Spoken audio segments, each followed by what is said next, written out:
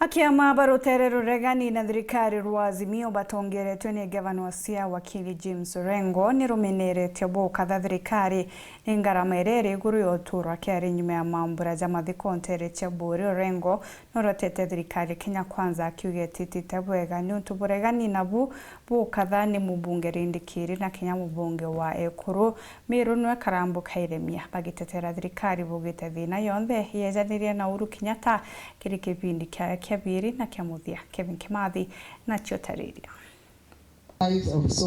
rwari rukoni buru itwa ngarama uturo kiri mugongo wa Kenya rwari runyiletu muni murengo wa Azimio bakilo totongori wa mukadha Rais William Ruto na areba tongore twingavana wa Siaya James ORENGO na RIO Kenya mururi yitikia urais kithurano na kithurunji mwanjigi na tongori ya bange buruba murengo yu. That the state of the economy in Kenya is on a downward slide. The Kenya shilling is falling at an alarming rate. The cost of living is a matter that is tragic. And this is one debate that the Kenya Kwanza administration does not want to address. And they have no answers to it. When they were supposedly elected, they said they will not borrow. That in order to make life better, they are going to subsidize production and not subsidize consumption. We are being enslaved. The president the other day said that his only problem is debt. 2 days ago. That is the only problem. Hakuna kitu kingine. That out of 10 shillings, 7 shillings is going to pay debt. That is our enslavement. We have said for over 1 year now that this debt is not legal debt. This debt we should not be paying. This debt is enslaving us and finishing us. Murengo wa Kenya Kwanza batongoretu mubungu wa RINDIKIRI mugambi na muyumba ya kurwao kaunti ni Ameru Elizabeth yokaile baiturite kiri guthetera thirikari ya Rais Ruto kiribuko ni wito ngarama ya uturo kinyabo bakiolota thirikari nthiru akiwa nioka umokane na kathine ira William Ruto aciumite buru kinda na nioka itene kao. I feel very much ashamed for our governor to come and talk about the cost of living in Meru. I feel so much ashamed for my friend Jim Wajege to talk about the cost of living, knowing that they know the truth, but they don't want to speak the truth. The cost of living in Kenya did not start when William Samoei Ruto was elected the president. Before William Samoei Ruto was elected the President of the Republic of Kenya, there was no lane.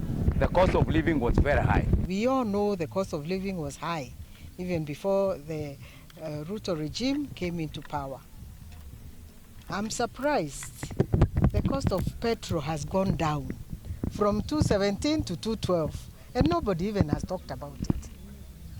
You know, that's one way of bringing things down, because I'm very convinced that our dear President Ruto, His Excellency William Ruto, is more concerned about even this cost of living than anybody who is on the street singing cost of living, cost of living. Yeah. It was his agenda right from the beginning. It was going to be bottom up, and he has not abdicated that message yet.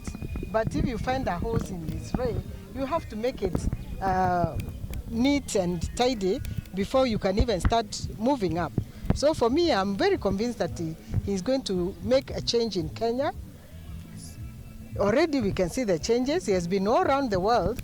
When you say that he's globe-trotting, as we know, he's going to negotiate the loans, he's negotiating for jobs for these young people. Na riubura bainyelite kuri Rais William Ruto kwe wakanya kanika KWAGIRITHIA mugongo. When you start up a job, or sorry, a business, it takes 3. The economists, like our Mheshimiwa here, RINDIKIRI, can tell you there's no business which grows in 1 year. Kusema kweli, hakuna. Apart, until 3 years are over, that's when you start breaking even and then going upwards. So please, let's give our president a chance. He has a good thoughts for us, and you can see it. He's in a good and working well.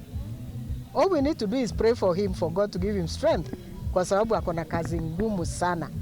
Let's appreciate things when they are done. Na yao barite kia dhone kimo kia kurugia tutigi baili banje mwe amuru ya muyumbe wa kurua ukaunti ya Meru Elizabeth Kailemi antelesha mishogomone na riki ruwa buri. Ikukira kia riba uba baili ba kuite na njira ya kuria ya buru. One sister goes, mwingine anamuendea, hata yeye anaenda. Pale pale. Tunataka kujua ni nini. These things are not just mystery. It is something happened. So I hope the forensic people, I hope the police will bring clarity to this. It's just this morning that I'm realizing, so surely my sisters are gone. Tumepoteza